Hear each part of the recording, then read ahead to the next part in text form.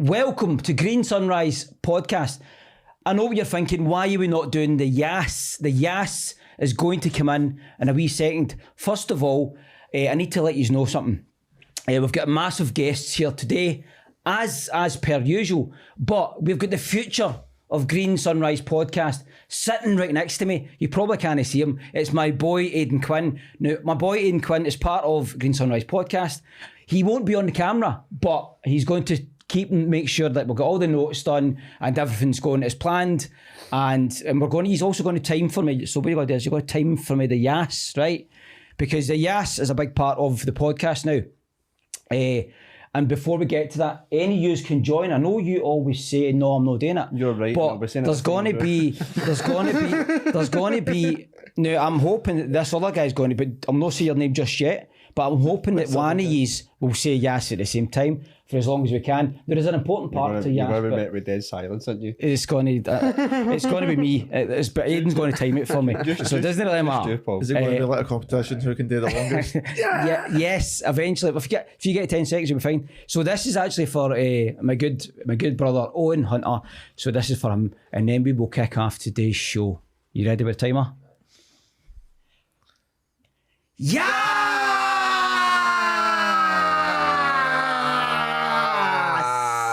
Right, how long was that? 6 seconds. That was shite.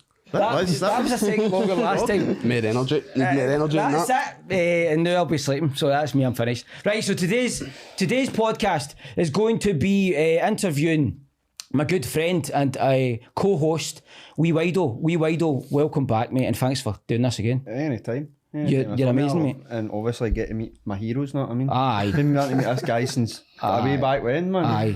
But always good to be back, mate. Well, it was actually you that set this up today, so we're going to get to that as well. We've also got so before we get to our main superstar guest, we've got a guy called Will Donnelly, a guy that I've been working with Men Matter Scotland. We met at Men Matter Scotland, suicide prevention charity in Glasgow, and he was.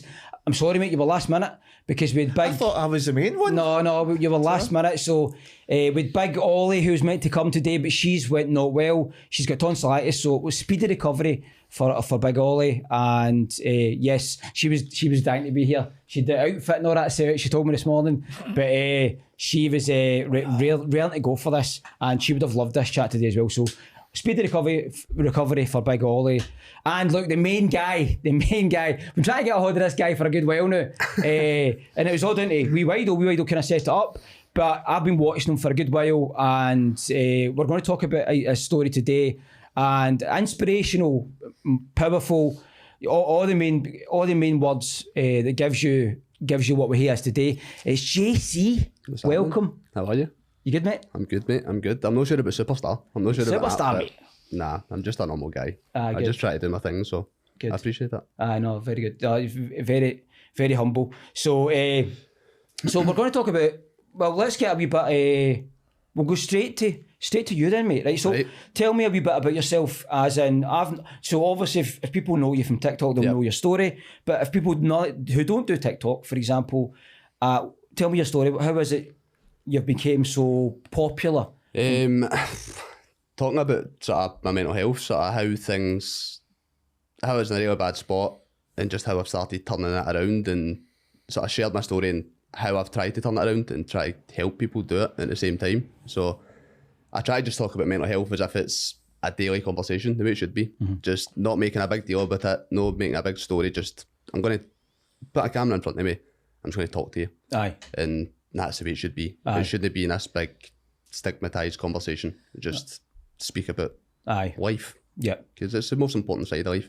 Nobody shares online, on social media. So I just share it. Yeah, again, you're always dead natural. When I watch you on TikTok or Instagram, because you do quite a lot of stuff on Instagram, I think you're really big on there as well, aren't you? I started blowing up a wee bit on there. I never wanted my Instagram to blow up, to be honest, because my Instagram was just family and like friends and that for way back. Yep. So I only follow like 600 people on Instagram. I only had like 1,000 followers on there, and it was just obviously people have just filtered through from TikTok. So I've just started speaking about it. I'm probably more active on there now than I am on TikTok, just because I can just story and it's just up straight away. Don't have to worry about editing stuff and thinking about it. It's just having a conversation. Aye. It's good. Having a conversation with myself, but Aye. I feel as if I'm talking to people. Yeah. It's just putting the phone up, or usually on my steering wheel, my motor, and just chat away. The way I see it, it's you're saving lives now. It's quite funny how this has worked out this morning that Will has come in, because we come from we met in a charity that was again suicide prevention with the boys for Men Matter Scotland, and it kind of falls in line because obviously, so if you can take me back to 2 years ago, it was roughly about 2 years ago. Was it Ben Ann? Ben Ann, aye. Right. Yep. So what happened up there? What took you to that place? I never had Ben Ann set in my sights as a place that I wanted to end my life. I knew I wanted to. I didn't want to be here anymore, but I didn't know how I wanted to do it. The reason that I sort of picked Ben Ann all places was I thought I could make it look like an accident. I had my life insurance sorted out. This is where it sounds crazy. I had it all thought out. Like, I knew it was. I thought it was selfish of me to do it. So I thought, sort my life insurance out, make sure my family's looked after, and that way I could just jump off, and that way, I even on social media, I had videos on my phone of me smiling halfway up, just that I had that all thought out, but just Ben Ann seemed to be in a place where I felt like doing it. Was this a build-up of many months or years, or was it just years? Years. Obviously, more things happened in the recent months. Like the whole year, the first 6 months of 2021 was just a disaster for me. Just everything in my life just crumbled. So that was after me trying to get better. So I spent years sort of not working on myself, just letting things happen. And I decided to start of January 2021, I thought, I'm going to try and change my life here. And the more I tried to change it, the worse it got. And it just got to the point where I was like, I'm done. Like, I've tried for long enough. It's time to go. So what do you mean it got worse? So the reason that I wanted to try and start changing my life was my granddad passed away. So my granddad was unwell for a few months. And the full time he was unwell, I was sitting in the house myself, and I was just like, look at the state of you. Like, you're sitting in your house, you're doing nothing. Your granddad lying in the hospital, you've not achieved anything in your life, you're just a disaster. Like, you've got nothing going for you. And this is at a point where I had quite a lot going for me, like houses, cars, all sorts, but I just was so unhappy. Right. And I was like, I'm wasting my life here. I don't know if it's when you see somebody dying, or somebody you care about, you start to think, selfishly, you start to think about yourself, like, I'm just wasting my life while they've got no life to live anymore. Yeah. So that's when I started that I'm going to start running, eating better, try to sleep better, try to do more things to make myself a better person, because everything I had that made me good was like, don't say like superficial, like it was all about what I had. It wasn't about myself. Aye. So I had everything that I could ever ask for. Yeah. And but I was so I hated it. It never brought me any satisfaction because I hated who I was inside. I hated me as a person. So I thought I need to try and change that. The more I changed that, I don't know if it's because change is hard. Like when you start to change things, you start to doubt yourself, you start to worry more. And when I started changing things, more things started to happen in my life where, like, so I had the breakup, I had to move out my house, sell my car, like everything that I'd worked for years and years and years was gone. And it just got to the point I was like, I felt as if something was just telling me just to go. I just end it. But again, that was just me inside my own head. Like, never speaking about myself, never telling anyone how much I was struggling, just holding it all inside and convincing myself, well, nobody cares. Yeah. So I'm just gonna go. Aye. And that's working with, obviously, in the suicide prevention stuff that we were doing. We're finding that through the stories that we're making. Guys were planning it, weren't they? There was always that plan. Aye. And I know snowball effects, what it is. And it's like one thing's a catalyst and it just gets out of control and you're like, I can't do this anymore. Yeah, I think with depression or any mental health issue, most people don't know that they've got something, I don't want to say wrong with them, but something's not working right up there. Yep. And they don't know it. So for me, it was more, I was just never, I get no satisfaction at anything ever. I just felt numb constantly, as if I always had to do more to try and, I was always chasing it. So that dopamine hit, I feel like I had no dopamine in my system whatsoever. I had to chase it constantly to try and get something. So doing that, we are constantly chasing, then I start to think to myself that I'm just an ego-driven, like, narcissist pretty much. Where just like, I've got no feeling for anything. The fact, the things that I've achieved, I don't I don't care. I just want more and more and more. And that's what started making me think, well, you need to try and work on this. Like, you need to get better at this. Like, actually respect what you've got and enjoy having nothing. Like, and all that stuff happened when I had nothing, and it obviously made me worse. Well, what I thought made it worse, it turns out actually was the best thing that ever happened to me. Yeah. Because now I've got nothing. I've got nothing now. Well, I don't chase money on social media. I don't do any of that. I've got a few things going on with my protein and stuff, but like, I live at home with my mum. Yep. I work a normal job, and I'm just happy. Like, I just enjoy life. I've noticed, obviously, through watching your videos, and Wido, you can guarantee, or you can agree, you always like to shout out your mum and give her G's up, man, and make her smile. I feel sorry for my dad as well, because my dad's a big part of that. My dad actually texted me the other day. I don't know if you use like this with your parents, I don't know what your relations are. Yep. It's like, he texted me the other day saying he's proud of me. Good. And I was like, well, I played football all my days, so I speak to people like this. So I played football all my days, and my dad used to give me a rating out of 10. So it'd be like, oh, you played this a day. I never ever got a 10. There was days I scored hat-tricks. There was a day we were getting beat 4-0. I came on, set up 3, scored 2. So we won 5-4. And I was it's a 10 a day. That's all I cared about coming off the park, but it's a 10. I'm getting a 10. My dad's like, nah, about a 9. Man, for fuck's sake, that like, come on. Was it banter though for him, or was it? No, I think, I don't know if he's just trying to sort of keep me working hard sort of thing. I've never spoke to him about this. I'm going to speak to him about this. For me, looking at that, like, as a dad, but it's like, no matter what your kids are achieving, you want them to do more. You always want them to do more. You always want them to have that room for improvement. So if you tell them they're a 10, then they've nothing to chase, they've nothing to try harder for, which. I guess because my dad was the same. Anything he watched me do, football, whatever it was always, he would always tell you the faults, and if he was watching me, he would never look to see what you were doing well. He would just look for the single faults, and then after it, but you done this wrong, that wrong, and let you know. And it's like, I don't know if it makes you better, but I think in their own heads, it's just letting you know there's always room for improvement for everything. But I think that's the stuff where you learn when you get older as you become a parent. Now, I'm not a parent, but I'm coming up to 28 in January, so hopefully one day I will be a parent. But I think you learn from that, and you go, right, I can be like that, but I can give them that wee bit to go, by the way, and this is what you've done well. So, and that's the bit I missed through my dad at the time. That's a question to go back on then. So obviously, what age were you, if you don't mind me asking? Because you're coming up 28 now, aren't you? I'm 27 now, so I was 25 when... 25 when you started having the issues, right? Well, no, I was younger than that when I started having issues. I had another good conversation with my mum another night. It was after I posted the video on the top of Ben Ann. It was the first time I properly spoke to mum about it. Right. So... Was this the one from the kind of 2-year passing? Aye. Just one? Aye. So, standing in the kitchen, I feel bad, but I started recording some of it, like, on my phone, because I was like, I want to capture this, I want to hear what she's saying. I'll never share that, because that's just for me. No, that's fine enough. She's like...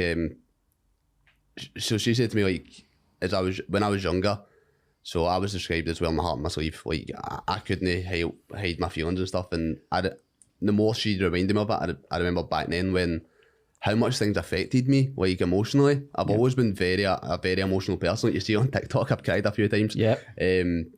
But I was always taught you can't show that. Like, you can't be like that. You can't get angry over stuff. But I took it as I couldn't show any feeling. And I think that's where a lot of my problems started, where whenever I showed feeling, it was a bad thing. Yep. So that's bad, you can't be like that. So over the years, I just started hiding it to the point where I couldn't show anything. There was nothing I could show. So when I started trying to get better and feel all these feelings, it was like everything came back at once. And that's when it got hard for me. And that's when my mind just started going really bad well. So you get that. Aye.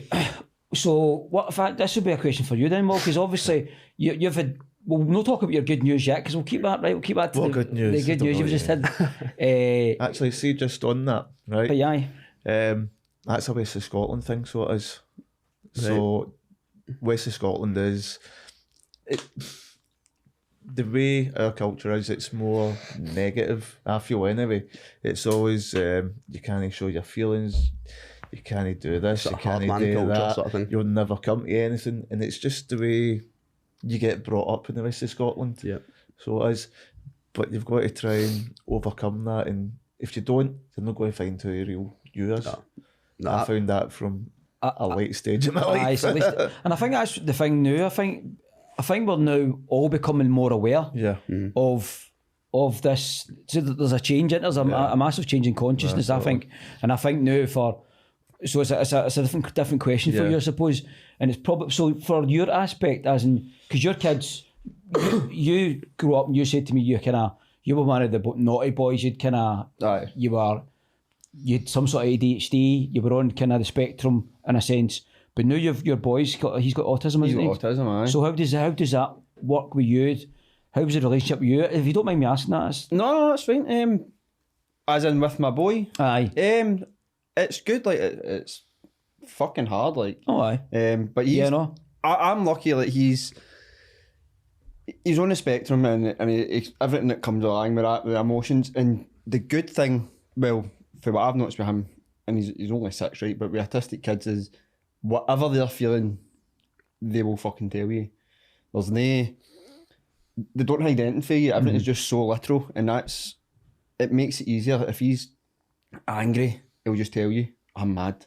Aye. And it's like, why are you mad? And he'll tell you the reason he's mad straight away, which is, for me, is a delight. But obviously there's autistic children who are non-verbal and whatever, but for him, he's what used to be labelled under Asperger's, but it's not anymore. It's just ASD, you're on the spectrum. Aye.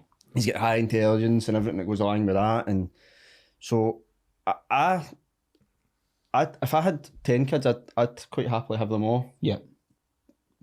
Being on the spectrum. Yeah. Because for me, they're easy to, obviously there's difficulties in dealing with them and dealing with the heightened emotions, the sensitivity to sounds, feelings, textures, all that carry on. But just for everything the day is done on a magnified scale. So like, if he's angry, he's really angry. If he's happy, he's like ecstatic. And like the love that they give it's unreal. Like you've never met a more loving child than my wee boy. Is that right? I mean, he'll walk up to people on the street and just hug them and tell them that I love you, and it's like, right, you've only just met them. I don't even know who they are. And, but it's he's like so, and he'll go and speak to anybody, and he's, for me, if everybody was like that, the world would be a much better place. Of course, but Paul is like that, definitely no. You don't want him to walk up and the street.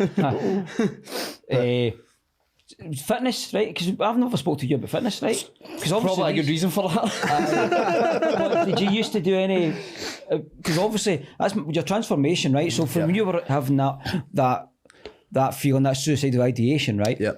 Did that last long, or was it a case of you shifted your mindset as in, right, let's do this is what I need to do? No, it lasted a while. The last time I actually felt suicidal was January this year. This year? I got a real wobble this year. So I felt it was probably suicidal for maybe, let's say, beginning of 2021, I would say, right up. And I'd go through stages where I was like, fine for a while, and then a wee sort of self-harm would come in. And then, I think Wido, you know my brother, I said Aaron, so my brother tried to commit suicide back in 2019. Right. So I texted him and I was like, I'm having thoughts of self-harm again. So I've kind of leaned on him a lot throughout the time. Right. And he was like, look, it's natural. Like, it's just, you're going through a bit of a dip just now, and this is what happens. Like, you just need to just keep doing what you're doing. And there was a book that I read. It was years ago actually. It was actually Aiden's gran that gave me this book. Well, the power of the subconscious mind was about how you think, how you thought and felt, right? But there was another book that was actually, it was a book on why you have bad feelings, why you have bad thoughts. And we're talking about, say that those thoughts when you're walking over a bridge and you want to throw yourself over it. Yeah. It's like, and I know that's a frightening thing to say, but these things do happen. And I think there was I wish I'd got the book. I need to find the book again, but this was telling you, and I only read the first wee bit of it, and then I gave it back. But it's amazing how I just don't, it's one of those things that I'm trying to work out. So for example, the first guy I interviewed, Bob, as you know, he tried, was it 7 times? Six or 7 times to commit suicide. And then he'd been diagnosed with EUPD. Right, okay. And then the doctors had said to him, no, you've had the EUPD your whole life. It's like, well, how'd that work? It's obviously something that's happened from when you were a kid. And that's in later in the season where I'm interviewing a guy based on aces. I think it is a combination of different things in his life. Aye. And they just all up and build up. That's what I'm really trying to work on just now. Is I'm trying to do a bit of meditation just now, and it's a lot of sort of like dealing with your inner child. Yeah. So like trying to remember things back then that might have triggered things that happen now, and like I'm starting to realise a lot more of why I do things now, and like why like I've got this thing like my transformation. That's from me shutting myself off of everyone and just going and distracting myself and like smashing the gym every single night because that was my coping mechanism. Yep. And I'm starting to realise like why I do shut myself off. Like there's things that happened in my past. Like I think it really comes down from my parents splitting up. Like I was in primary 7 going into high school. I had to move school. And like I actually moved school like 3 times. So it was like every single time I tried to make relationships with people, I was away again. And I struggled in that because I was a really shy person. Like I was very self-conscious myself, and I think that like 3 and 4 times in a row over like 2 or 3 years, I was just like, I can't make relationships with people. Everybody in my life just disappears when they're not actually going anywhere. It's me that's going somewhere. But as a younger person, you don't realise that, and that's a lot of why I'm trying to put myself more out there now and actually make relationships with people to try and get over that. That's like because I'm a bit of a loner. I know I've always been that way, and I like it. Like I'm productive. I get everything I need to do done, but I need to learn how to actually be a human again and speak with people and do things like this. That's why I want to do all these sort of things to be normal again. And by the way, I'm so grateful you came out, and I couldn't believe when you actually said you were going to do it. And because I just phoned you. Like I know I tried to talk. You phoned me. You phoned me, right? And I was like, who's this? And I'm like, I couldn't. JP or something you thought I said? I thought you said JP, and I'm like, oh no, man, I felt like my JP years ago, not to owe money or something like that. It's like, oh no, I said, no, it's not me. It's not. But obviously I found it, but it was good that you actually phoned up, and I was like, wow. So that's. I did obviously want to do it. It's. I don't know if I'm ignorant ignoring my phone. I do it with everybody. Where I see the messages and stuff the same way on like Instagram, TikTok. I look at all the messages. I genuinely look at them all, read through them all. I just about to say that. But I literally can't reply to them on the things. I'm just like, as we spoke about before we came on, like it's difficult. It's hard to do. But like, I'm on my phone that much, trying to get through on these messages. Like, I'm a busy guy as well. I've got the job. I've got your own job, and the dogs. Your personal life as well. My own personal life. So it's. I try my best to at least read them, so now at least when I do go through them, I can reply, but I've just not got the energy to reply at all. So. And by the way, that must be, honestly, it's like you're the same, mate. You must have so many. Probably not as many as him, but even even if I go into like my TikTok or my Insta and I've got like 5-6 DMs, right, and I'll just look at them and go, right, I'll get back to them when I'm ready. And sometimes it will not happen for weeks and weeks and weeks. I do not. Because as I've spoken about before, I'm very militant in the way I do things. It's like if I'm not ready to do that yet, then it's not happening. I'll get to that such and such a time when I've done whatever, and then I'll go and I'll reply to everybody. And the thing is, they'll all reply to me after I've replied to them, and then I'll just leave them hanging again for days and days. That's my problem as well. I don't know how your Instagram is set up, but it's like you also get your requests, and I've got general and primary. So like, by the time you've replied, I go to reply to the request, and it's like, oh wait, I've not replied to all the people my primary ones, people actually know. So I'll go and reply to all your name, and I'll go into general reply to all your name. See, by the time I've replied to all your name, I can't have replying to all them. I've replied to like 30 people now. I can't board them more.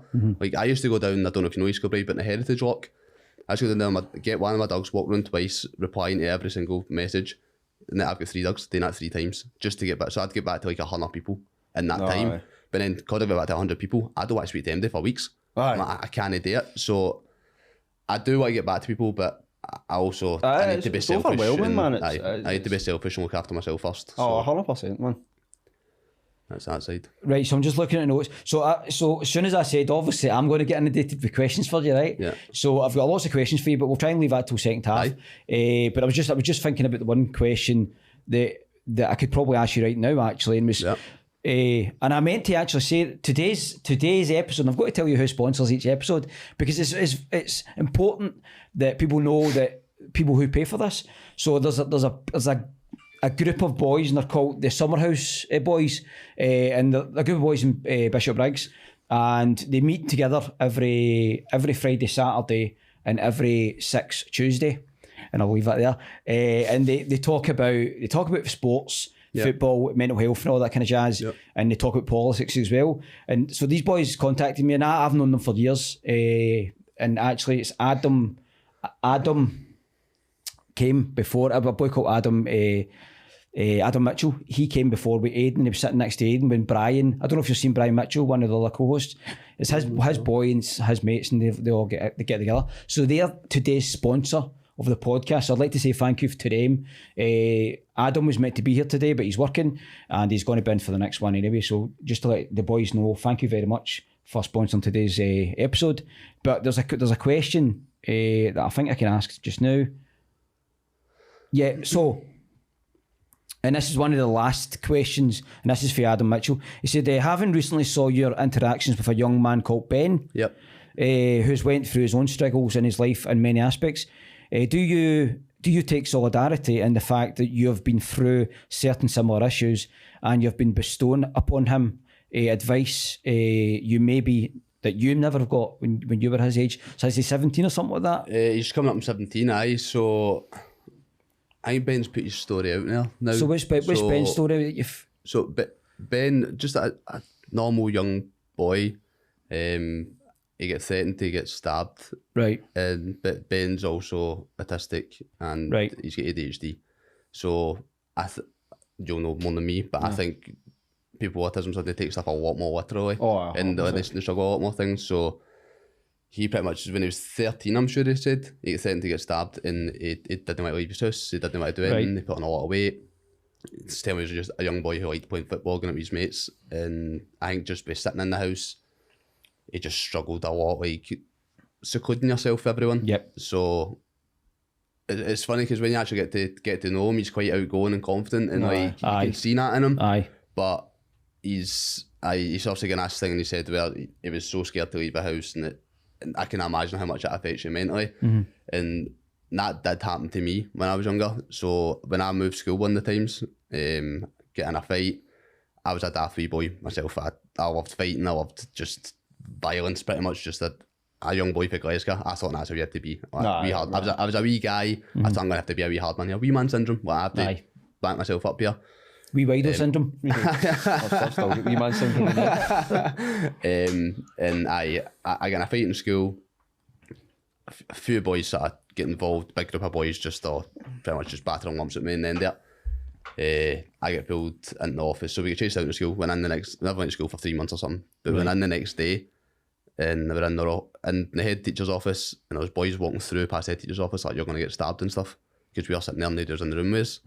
So I'm sitting there and I'm like, what do I do here? Like I'm for halfway, so I'm used to sort of scheme fights. I'm used to on that. But that's at one point I felt proper vulnerable. I was like, and this isn't right. So that bit sort of touched me a bit. It's like I remember that feeling.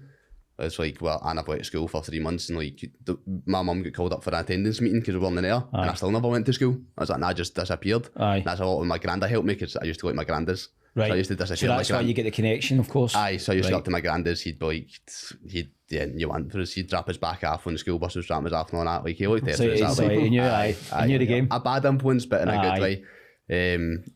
So a lot of Ben's story sort of touched me, like single mum, all this sort of stuff. So it's like, I do feel a way. That's why I try to do an advice. I feel like because I've progressed so far, I don't want to keep this to myself. I don't want to just keep on advice to myself and the things that I do. And a lot of the stuff I do, people probably never do, because I try to take it to extremes, like the meditation and stuff. Like, you can't say to a guy for Glasgow, go and meditate. He's going to tell you, fuck off. Like, shut up, I'm not meditating. You know what I mean? Like, but it works, it helps, and all these things do help. So I'm trying to show I'm a normal guy. I'm going to try to keep that normal, sort of humble person.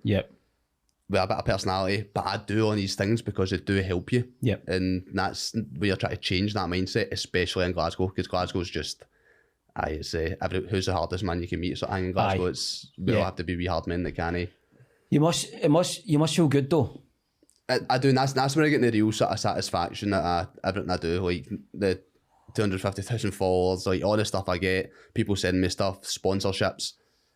I don't want to sound ungrateful. No. But it doesn't mean that much to me. I was never big on social media before all of this. I know. So I do see it as a fake reality, because that's what it is. But the real life interaction, And that's where I get most out of. And that's why I want to go into personal training. That's why I'm doing my personal training.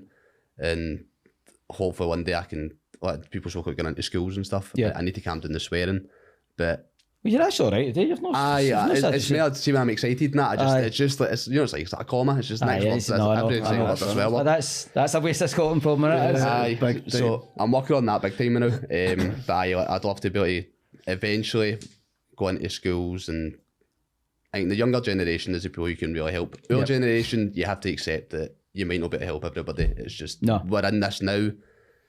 If you can help younger generation to make it better in the future, then it's the best thing you can do. So 100%, and obviously, and you'll feel that way, kids. 100%, and I think it's good. So when I do this podcast and stuff, right, when I'm interviewing people, it's like I'm finding out all this information, and I'm like to my boy and my girl, I'm like, look, listen. Do you know what I mean? Listen to this, and they get, because they may have seen it on YouTube and bits like that, but see when it's close to the bone for them, I'm hoping that it's seeping through even better, because I fear for, as let's say, because we're losing young boys at 14, 15, and that's the reality of this world. So that's something I got recently on a TikTok where I posted something about sort of like struggling with mental health, and a boy at 12-year-old commented saying something about his sort of stories like you saved me and stuff, and there's people instantly commenting just went, what have you got to be depressed about at 12? And you're like, people confuse depression with an emotion. It's not an emotion. It's something wrong inside your brain. And that's what people forget, and a lot of that can be trauma. Especially as a young person, you feel much more than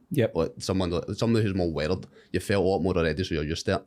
As a young person going through a lot, people jump on you instantly, just being like, oh, what have you got to feel depressed about? And that was the worst question I got, because people would see me cutting about in the Jaguar, nice new house, and you're just like, you've got nothing to be depressed about. But that's not how it works. I've got the Jaguar in a nice new house because I need that to try and like make myself feel better. I know that's wrong now, but then that was me going, oh, I feel good, I've got a Jaguar. That breeds its own problems as well, but when people are asking you what you got to be depressed about, and then you start thinking, because if you don't know how it works, it's like you start questioning yourself, and you're going, well, I've got a nice motor, I've got a nice house, supportive family, I've got everything. What am I depressed about? Like, and then so you're like, right, well, I'm not. Why would I want to speak about this anymore? Because and then you just it just eats away at you, doesn't it? And then it just blows up. You could have the best job in the world, best house in the world, best car in the world.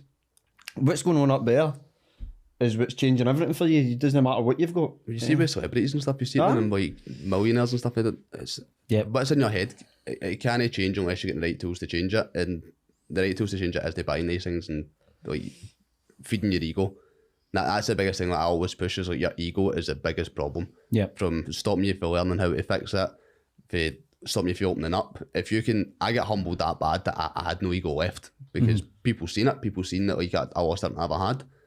So I just thought, well, I can accept this. I can fake it like I did for a while, going out nice clays, going out all night, going weekends away and all that, like kidding on I'm good because I had the money for the house and stuff. But I was like, I've got nothing here, and that's when I was like, right, I need to work on this properly. So I just accepted I've got no ego, and I think that's what people might have seen when I started posting online.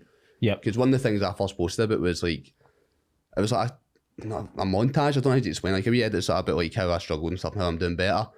And then people started slaughtering my ex, just sort of saying like, oh, when you were struggling, like she just left and stuff. And then so I went on and like weirdly, I backed her up. I was like, look, I was like, look, I spent 10 years of my life in this lassie. I was like, she put up with a lot of shit that I now recognise, like I was in the wrong with a lot of stuff. She done wrong as well, of course she did. Of course, but like we're only human. But just saying like everything's her fault, she should have stuck by you and stuff. I shouldn't have been with her in the first place, realistically. Because she wasn't my person, and you don't realise that until you actually get to know yourself. Because I spent from 15 to 25 with her. Wow. Like, I never knew myself as an adult. I just caught feelings for a lassie at 15-year-old, and 10 years later, you're like, who am I? Like, I've not experienced life myself yet. And that was might have been a wee bit where I was struggling with stuff, because I was just like, what do I do? Like, I could always just fall back on going back to her. But it's... With the depression thing, I think it's more people are ignorant towards it, in a way. Sorry, what was that, boy? Depression. People are more ignorant towards it because they don't want to actually understand, because they've probably got a form of depression themselves. Like I went through some severe depression So I did and stepped in front of a train. Yeah. And it was like 5 feet away from me when it stopped. Right. Lucky man. Aye. Lucky man. But the wee conductor was taking photos. He was taking selfies when he was on the thing. He's like, what's going on here? So I'm surprised I didn't actually get charged for like a train ticket or something like that at the time. I can joke about it now. Joke about it now, but that's that thing about where people say like there's more chance of getting whiplash when you see an accident than when you're in it. When people see an accident like that, and like, it's that sort of weirdly intriguing, and there's no point lying about it. It's intriguing. Everybody loves the weird and the wonderful on that side of it. So seeing on a sort of thing like that, you on a train track, like people never seen it in their life. So his reaction to pull his phone's a bit weird, a bit like to be interested in it. I would probably be interested in it. I'd be like, well, that was weird. I seen a lassie jump in front of a train, and it was fucking hot. Aye, young lassie as well. She was only 12 or 13. I'm sure it was. I'm not sure. I know where it was. It was at White Craigs train station years ago now. And oh man, me and like a group of pals were all.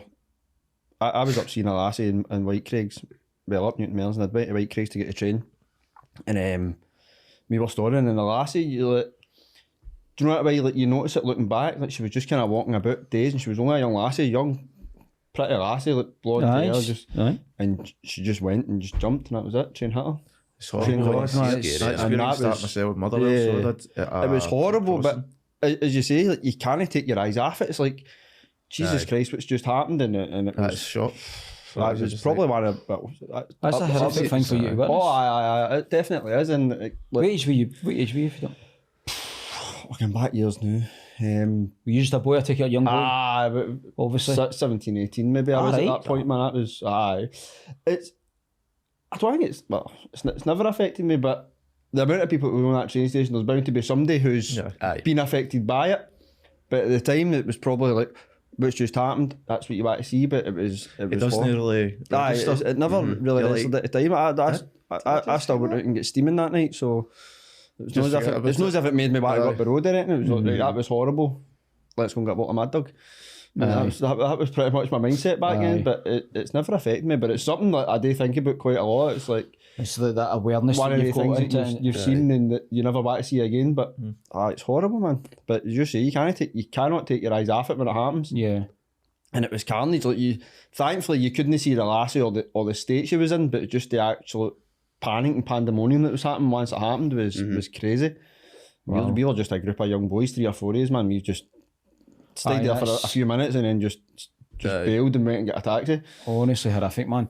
So one question I would ask, and I think we're all aware of, is the fact that kids are in the room, right? And they don't go out and play 2-man hunt.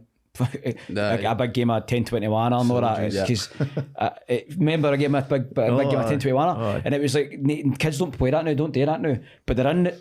It's a big fear for me because they're in, and if they're no out, they may be on the internet and they may have a group of friends like on their Xbox or PlayStation, right, and they're jiving. And usually when Aiden's obviously he's a bit older now, but when I used to hear Aiden, it was like there wasn't much swearing, not much, but there's a lot of cussing and all that kind of jazz, right? But do you think it's now? I believe it's now worse, depression, or these things that are happening to kids because of the fact that they're not allowed out, or the fact they're not going out because of the phones, the computers.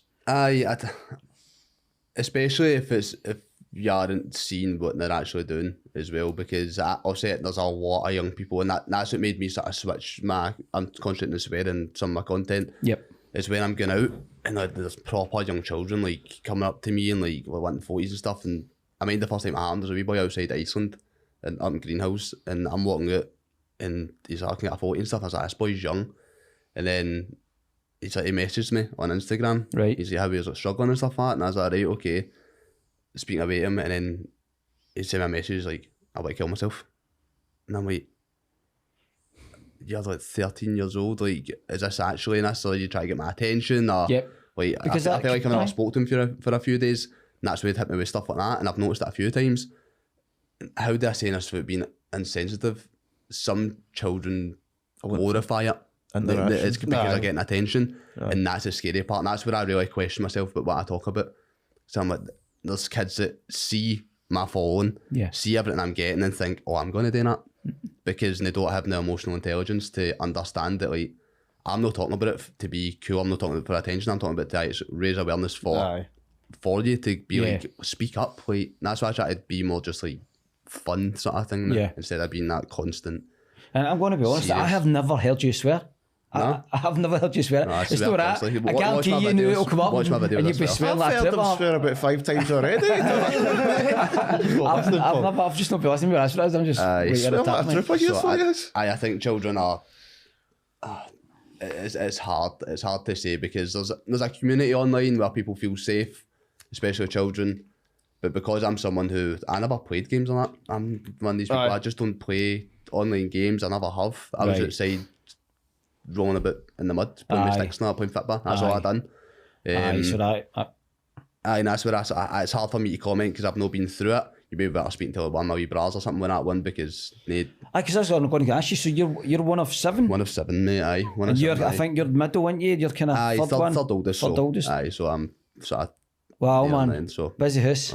One day I never stopped, clearly. Aye. Never had a TV now. Clearly Catholics. Don't believe in contraception, but Irish connection. How's your connection with your siblings? If you don't mind me asking that as well. I know it's a personal. I know you don't like to share your personal stuff, but it's all good. Right. So me and my oldest brother Aaron, we were close for years and years and years.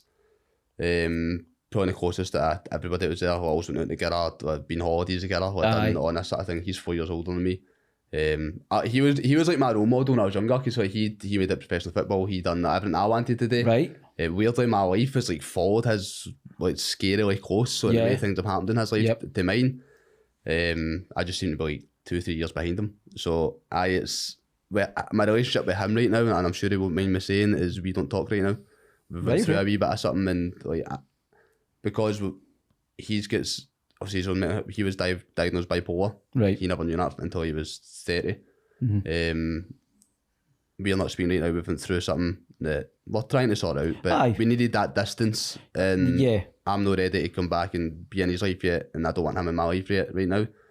My older brother James, we're 11 months apart. We just fought every single day. We hated each other. But in a brotherly way, but being 11 months apart, we had on the same pals. Like we just fell out constantly. But James is the most chill guy in the world. He's just if he was anywhere laid back, he'd be lying down. He's brilliant. Is that right? A couple of kids now as well, doing well, get his wee house and that.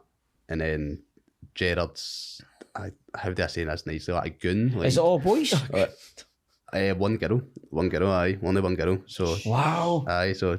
I've got cousins, but there's 4 boys and a girl. My goodness, cousins, and they was all boys and one girl, and it's like I can imagine. And Lindsay's the second youngest as well, so she's. Sorry, 3 boys. They're like, who are you talking about? 3 boys and a girl. They're like, I'm like, they've just added another member family. But, sorry, I better shut out in case they pull me up. And then me and Michael are very close as well. So Michael had an accident when he was younger. I fell. That's why he said don't stop breathing. So he's got epilepsy and slight brain damage. So when I say Wido, when you're talking about the emotions thing, like the pure emotion, like it's either full on or it's off, and there's no in between. So Michael's always been like that. So I never knew how to understand Michael when I was younger, but now that we're older, I see obviously him become his own person and like why he was like that. I understand it now. Yep. But when Michael went through and like we shared a room and stuff, and I used to read on the epilepsy books and stuff and like make sure that I knew what to do if anything happened. Of course. Because I used to lie in my bed at night and stuff. Like he'd be in the bottom bunk, obviously, because I have a seizure up top bunk. I just start feeling the bed shaking and stuff. So you'd be like, right, of course. So that's like I always felt responsible for him. So I've still got a wee thing for him. Like I'm 27 now, he's 22, I'm sure, 23 maybe. Aye. But I've still got that wee bit like where when he's out night sitting that, I'm worried. I'm like, is he alright? Aye. Of course, aye. Me and him are very close that way. I don't know if that's for me, just sort of wanting to look after him that way. But and Lindsay, she's an 18-year-old wee lassie. I don't know how close she can be an 18-year-old lassie. Aye.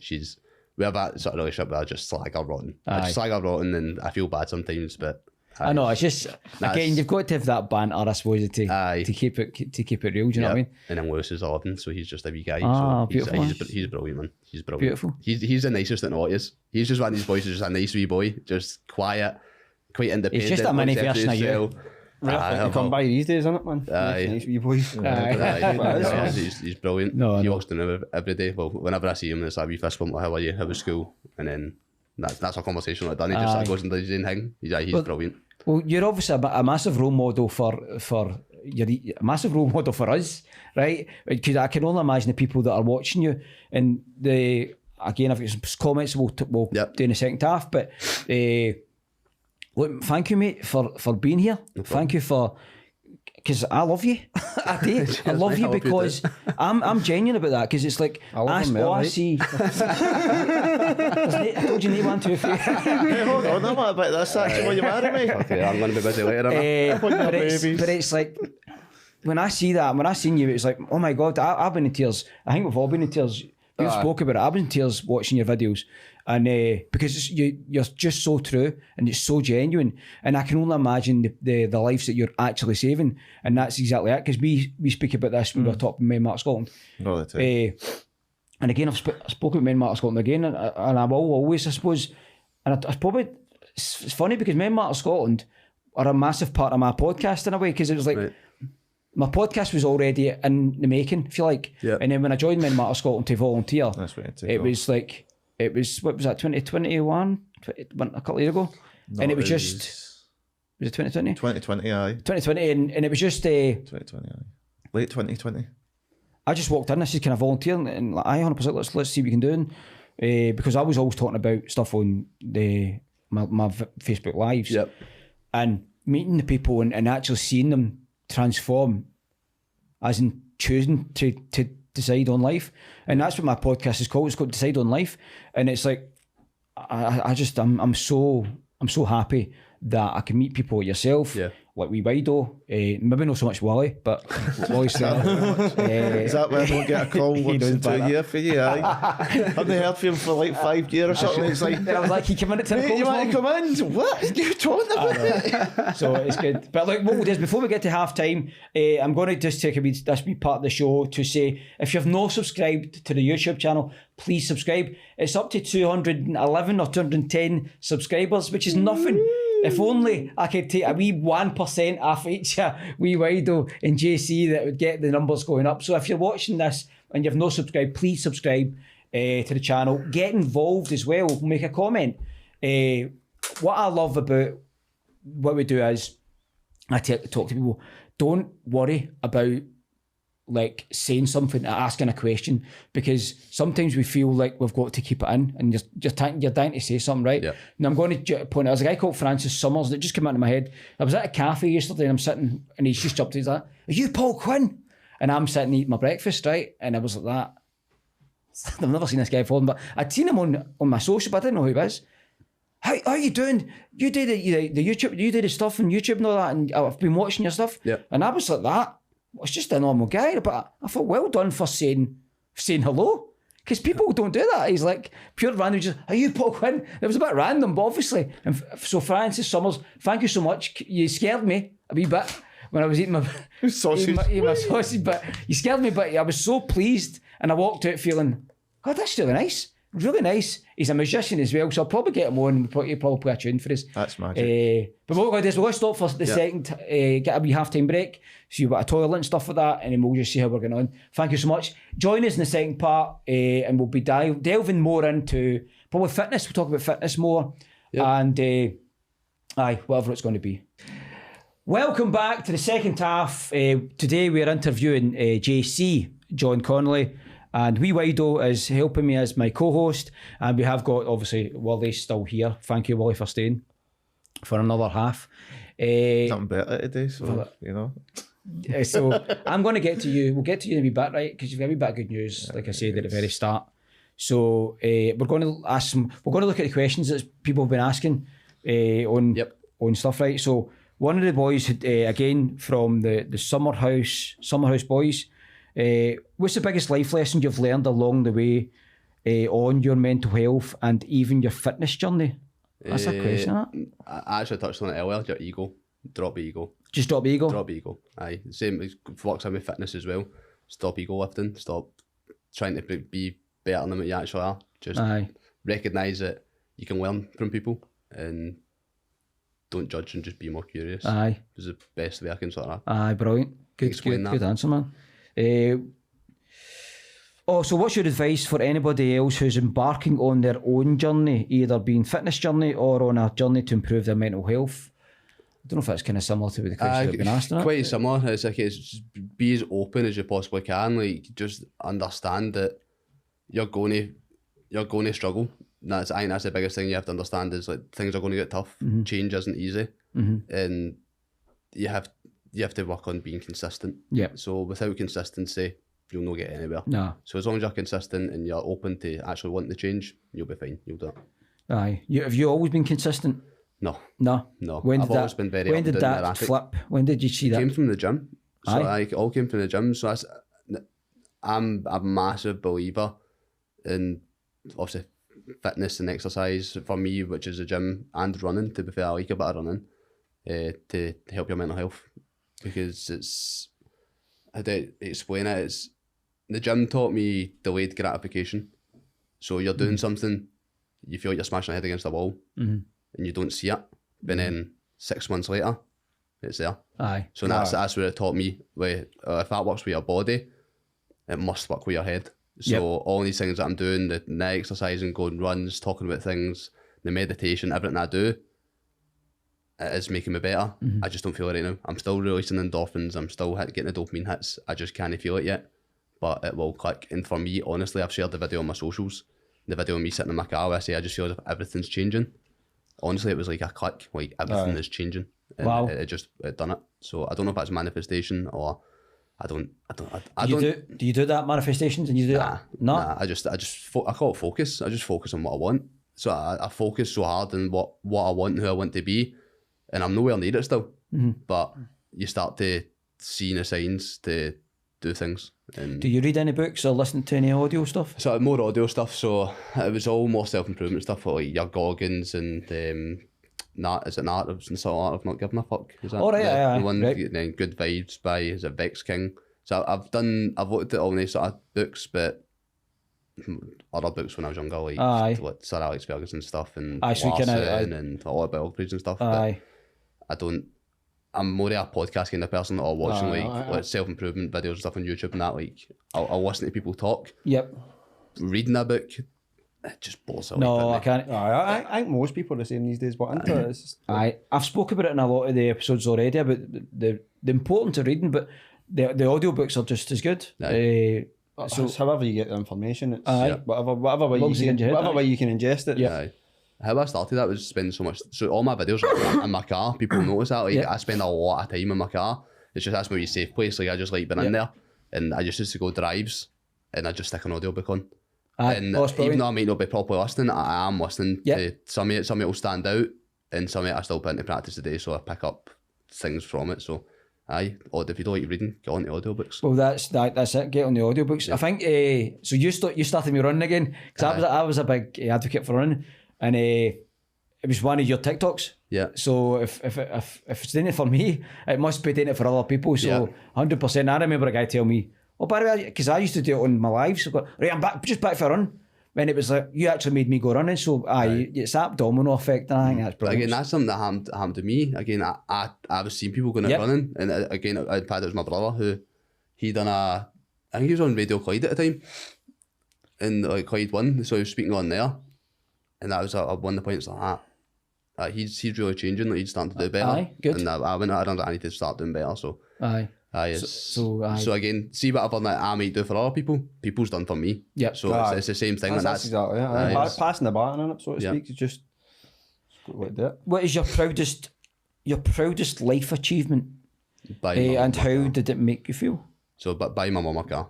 So when I bought my mum a car, so I've actually bought her 2 cars. Ah, beautiful. So I work in car sales, so the first car I bought her was a wee Citroen DS3, so it was a staff deal, a 12-month deal. I can't even what happened to her car. Something happened, she never had a car anymore. And I just went and got on that one. And then she had to hand that back. And I went and got on the Duke.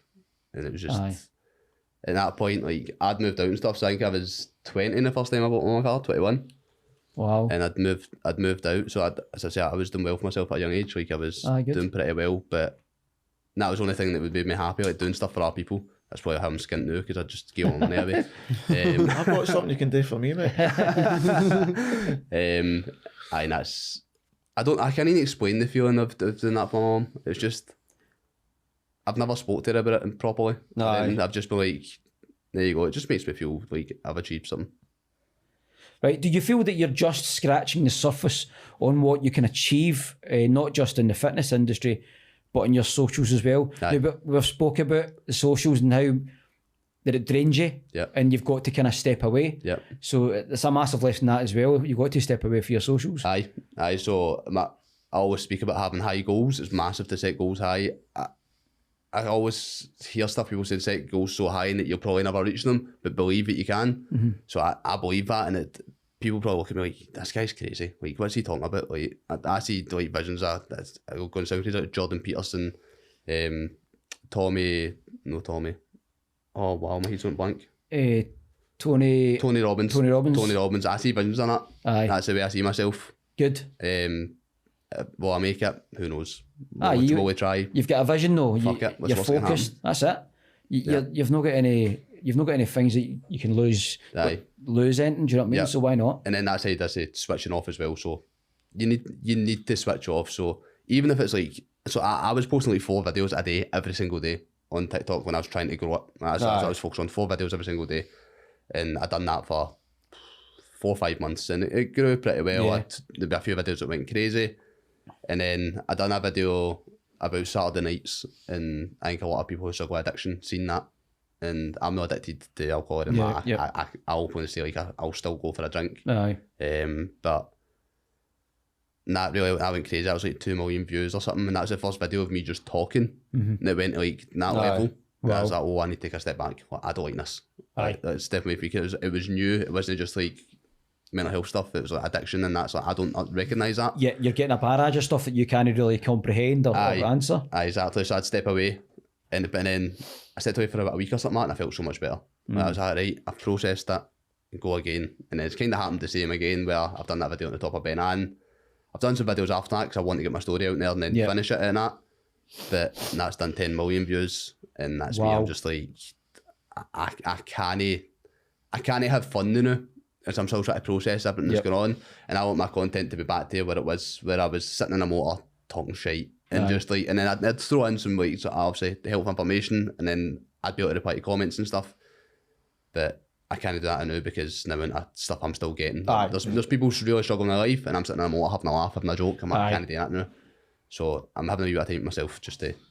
It's not just that; it takes its toll on you mentally as well. Like when we were doing this stuff at Men Matter. Mentally wise, it takes your toll. It takes its toll massively on you, and you're just like absolutely shattered at the end of it. You know what I mean? I even feel like doing podcasts. So the first podcast I done in here, done a podcast, and I really opened up on that one.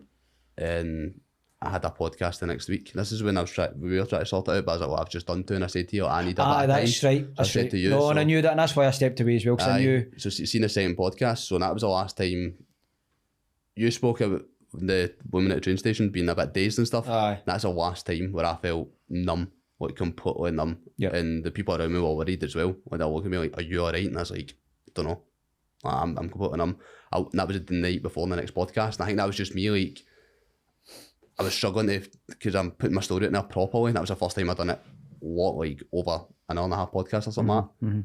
So to do it again, I was like, I can't do this. And I just switched myself off. And that's a scary thing with having these problems in your head, is like, it's toxic, but I can put myself into that. I know how to put myself into it because it's comfortable. Like, I know what I'm expecting then, and I don't feel a thing. And it's scary that you can do that. And I think a lot of people still doing that and don't recognise they're doing it. That's why I'm a big believer in get yourself away from that comfort zone, get out of it, and start working on it. My next question would be, how do you chill? What's your other hobbies, if you like? Also, I go in the gym, I go on my runs and stuff. So is it just like you smash your gym, or is there anything else apart from? No, I also go on my runs, walk my dogs, spend time in my car. But when I talk about chill, like I'm doing nothing. I'm doing absolutely nothing. I can totally switch off. And that's it. I've got a pretty boring life when you actually look at it. Like, I work I go to the gym, I post some videos, and I look after there's my nothing. dogs. There's nothing boring about that. It's just because It's structured, but innit? Structure keeps you sane, man. It's that's I'm not sure saying that's who I am. As I say, I'm quite militant and everything I do. I don't do nothing by accident. Yeah. Everything's done the same. I'm the same. I love just sitting in a motor. That's most of my videos are done. they're starting sitting in a motor. Even I'm the same. Even when I'm at work, and when you work in a building site, you could be parked anywhere. I'd rather go a 20-minute walk and spend 10 minutes sitting in my motor, and then walk back to work than sit in a canteen around people and be annoyed. Yeah. that's just how I like enjoy my time. That's what I do as well. And then even sometimes I'll get back to the house and I'll message her, that's me coming home, and then she'll mess me half an hour later, and I'm only 10 minutes away, and she'll be like, where are you? And I'm like, I'm outside. I'm just sitting in the car, just chilling, just enjoying the peace and quiet. Stressing. No, it's perfect, man. But I'm very, very militant, and everything I do, everything is done according to structure, and it's every day, and it's what keeps me sane. And I don't obviously I have things that go on in my head, but I don't struggle with mental health. There's times where I'll have quite low mood, but it's not something that I overly struggle with. But I get stressed if things don't go according to how it's meant to go every day for me, and that's where I sort of bypass everything. I'm just like, this is what I'm meant to be doing, or my missus will turn and say, well, for instance, like right now I'm trying to find other work, and it's like, I know who I need to contact for work, and she's like, if you talk to this person, talk to that person. I'm just like, just going to leave me. Yeah. I know how to look for work. I've been in construction trade for all my life. I know how to look for work. Just leave me and let me deal with it, and then she'll give me another suggestion. That's fucking, just leave me alone. Because this is how I do it. I know what I'm doing. Just leave me and I'll find work. No, that I don't need work, but I'm always trying to find work. That's my issue. Is that not I do this as well? I've started to associate that to being, that's bits where you're a wee bit vulnerable, where stuff can go wrong. Aye. And you think you're like, oh, I know what I'm doing, but you're just forcing them away just in case it does fuck up. Aye. I'm like that where, let's see my work, so I was a disaster for a while. Aye. And then other people like, oh, you're coming back, you're doing well and stuff. I'm like, don't tell me I'm doing well, don't tell me anything. Like, just let me do it and leave me to it. Aye. Because if you start doing that, I'll switch off, I'm not doing it. Aye. Because I'm just like, I'm so scared to commit to something and fuck it up. Aye. Because I've fucked up so much in the past. Yep. And I'm just like, when something is going well, it's hard for me for it to drop off. That's where like that low mood and stuff comes in. And I think that's just a natural thing that everybody might go through, where it's just being vulnerable makes you want to shut everybody away. Aye, 100%. Just deal with it in your own. I'm always that way. If I deal with my own way, then there's nobody else to blame. Aye. And if people try and get involved, then I'm ultimately going to turn my no anger, but if things go tits up, then it straight away. For instance, if it's my missus, I'm going to turn around and go, fucking, that was you. Just leave me to do things my wife and own, and then there's nobody else to fucking blame. And that's just, I don't know. That's just me. I don't know what way everybody else is, but I'm quite militant, mate. Everything. Yes. So, I've said this every time I've been on here, haven't I? I was like, everything I do has a purpose. And I mean, I said before, even just coming home and through the door from work, I have my structure for getting to the front door to my bedroom, which is where I spend about 90% of my time, is the same every single time I come home from work. And it's never changed. It's always through the door, up the stairs, shower, out, lie in my bed, and probably don't talk to anybody for about half an hour, 45 minutes. Aye. And it's the same. It's been that way for years and years and years. And if it wasn't that way, I'd start losing it. Aye. Like even if somebody says, like if Mama says, "Oh, you need to hurry up and get back for work, we need to go out," and I'm like, "What do you mean we need to go out?" Because straight away it's like, that means I can't come in and get my shower, and So it throws me off, man. It can throw me off for days, just that one wee thing, and that's where I struggle. I don't like. I say I've never had depression per se. Low mood, stress. Stress through the fucking roof. But you think? Aye. So here's a question for it's for the free use, right? But any projects that are set up that are sponsorship deals, anything like that for yourself, because that are in the future? Because I'd imagine because you are so busy, you would have sponsors or something like that who are wanting to promote your stuff, or there's a people offered you. I suppose you do the My Protein stuff, don't you? Aye, so obviously I do My Protein, that started off as an affiliate. Now I'm a sponsored athlete, so I'm technically employed by them. Right. Well, I am employed, I've signed a contract and stuff, so I'm employed by them. Right. And obviously I've my sights set on other things, but just now I'm just trying to concentrate on me. Right. I'm trying so hard not to. Of course, I'd be crazy if I said I didn't want to turn myself into my own brand and like force things. But also I've got my personal training, which will do that. I'm in a very awkward position where I could probably just quit my job tomorrow if I wanted to, and I'd be okay. Like, I wouldn't be doing well. I'd get by. I wouldn't be able to go holidays and stuff. But you'd be able to drive your energy into that, though, wouldn't you? Aye, so I'd be able to. I think about it a lot. I think about just going. I wake up some mornings and think, why am I doing this job? They've done a lot for me in the past 2 years. Where I feel like I own them that to go. So you're grateful, obviously. Aye, I'm just going to go, right, I'm done, see you later. Like, I'm doing well now. I want to try and repay that a bit. But I've got also my personal training, My Protein. And then once I leave my job, I'll possibly go into more sort of long-term sort of videos, like YouTube, that sort of thing. Doing that sort of side. It's the only progression, really, isn't it? You're not on YouTube yet, are you? No. So it's well, I done a YouTube video when I was about 14. It's hilarious. Is it still there? Still there, mate. Still there. How many hits has that had? Oh, I don't know. I don't know if it's. Do you mean Diablos? Like my things with sticks and you know what I'm talking about? It was a video doing that. I'm actually at that now, obviously. So, I'm finding this and sharing it. John does Diablo tricks. It's so embarrassing, man. But it's funny. That's good.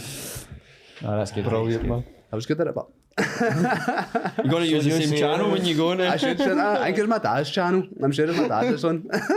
Brilliant, man. Right. Do you know what we'll do? Let's talk to Will. Let's talk to you, mate. What about me? What you want? You've came across some good news, and I think this is brilliant. I think it really is beautiful news. Gives a wee background. You don't give everything because I think we've only got half an hour left. Half an hour is that off? For you, I know. Okay, well, I've spoke to you, so we'd be here for a week. Really short version is I found my birth father. Right. Oh, brilliant, man. I was adopted when I was a young age, and for 25 years I'd been trying to track down the family. So I tracked my mum down. She passed away in 2019 or 2018, was it? Can't remember. But only met her 3 times, so no real connection. And then probably about a month ago now, I went on to, what do you call it, My Heritage. Before that I'd done My Ancestry. And then I went on to My Heritage, done the DNA thing on that. And it came back saying it's found potentially my uncle. Right, okay. Right, and I'm like, the fuck's this all about? I wasn't expecting it, so I wasn't expecting to find anyone for that side of the family at all. So I knew he was Greek, I knew his name, and then get in contact with a person that's actually running the account. Beautiful woman, Penny, wee American wifey, and she gets in contact with him. He starts talking to me, and then he gets in contact with my dad to let him know, and I'm like, fuck, this is really happening.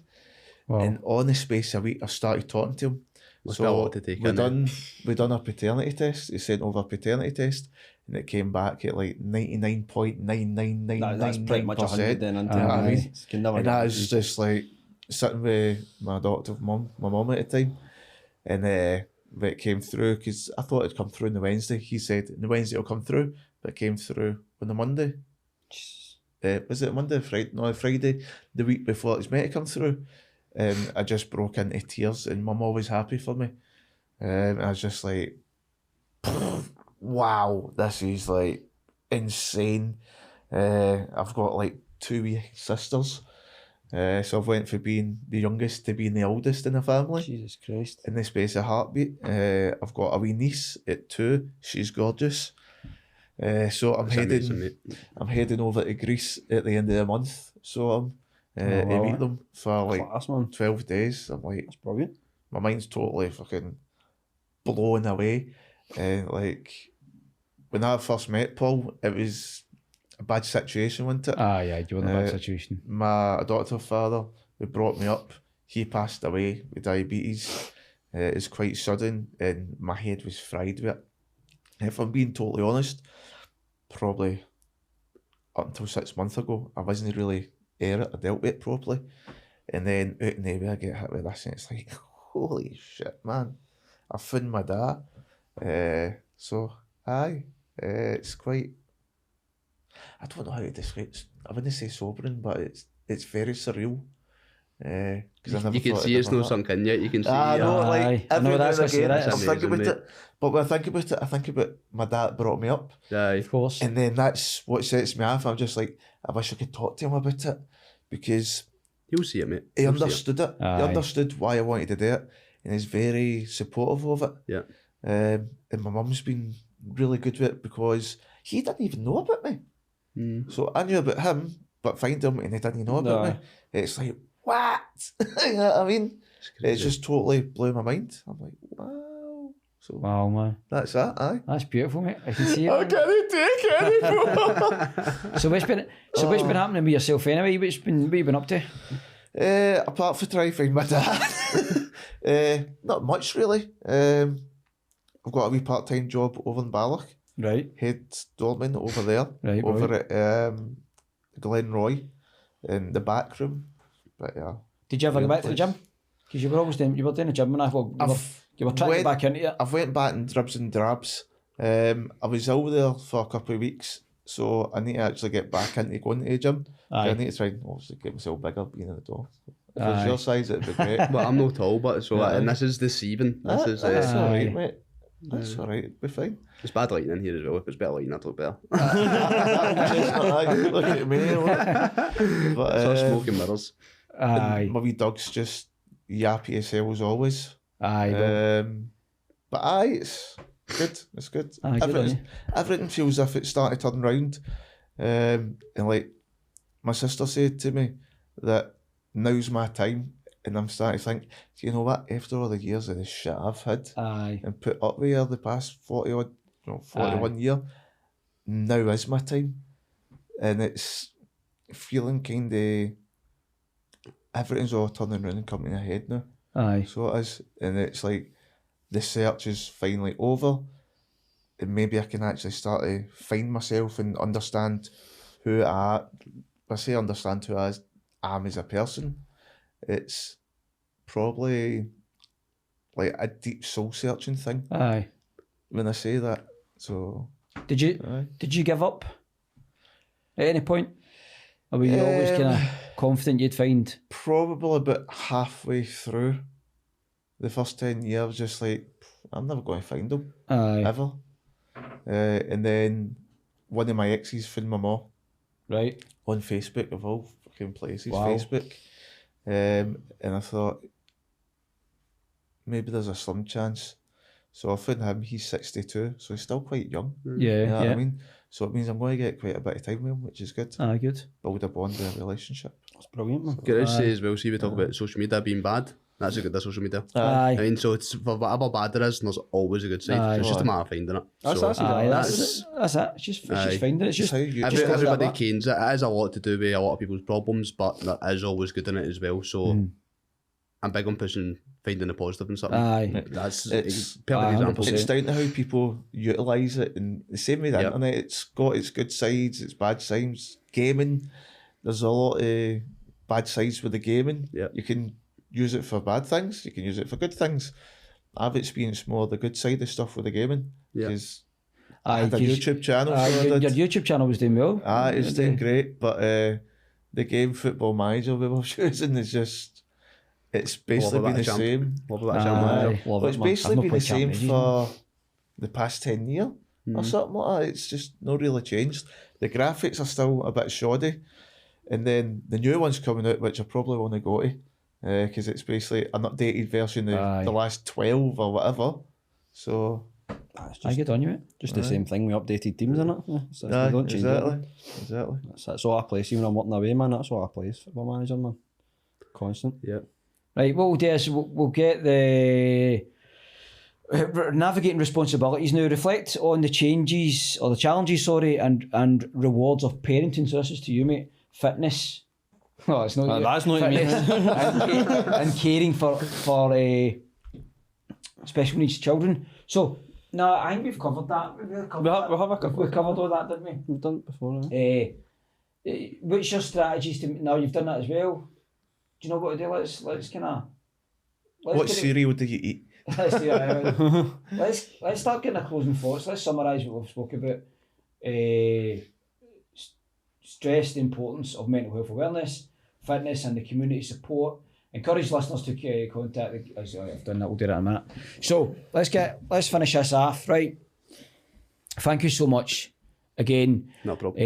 What did you expect when you were coming here today? Is there any expectations? No, I try to go into most things with no expectations. Just no expectations. I just keep it natural as I can, and so obviously you sent that text and stuff about sort of how it's going to be structured. I never even read that. I thought I don't know how you can I actually wrote on underneath when I sent you that you don't even need to read this. I said that to you. Don't need to read it. It's just actually I try and go like that. This is I spoke to we speak about this, didn't we? We'll probably not touch, but actually we've touched all. We've done everything. There could be more. Natural. It's loose structure, isn't it? If you have a wee bit to get it going, and then it'll just flow. That's what it is. And you'll be willing to come in and help us again at some point to do a co-host. As soon as you sit in the chair, that's you. You're a co-host. That's the way I see it, and that's what I've done with yourself. And it'd be good to get you in. But I know how busy you're going to be as well. Yeah. But thank you so much for coming in today. I know that my boy is watching you, and he's been inspired by yourself. And if my boy's inspired by yourself, I can imagine that all the other kids at 16, 17, and like I say, if they're having doubts about their life, fitness, it's for you is your answer. It's huge. It's hard to explain how much it can really change you if you actually want to change. But before anything, you have to want to change, and don't just say you want to. You actually have to. Aye. And there's a difference between saying it and doing it. Yeah. And that's where I'll touch on it one last time. Dropping the ego. Drop the ego. Aye. Good. So it's just. Aye. Be a human. Understand that you're a wee bit fucked up right now. Let's fix it.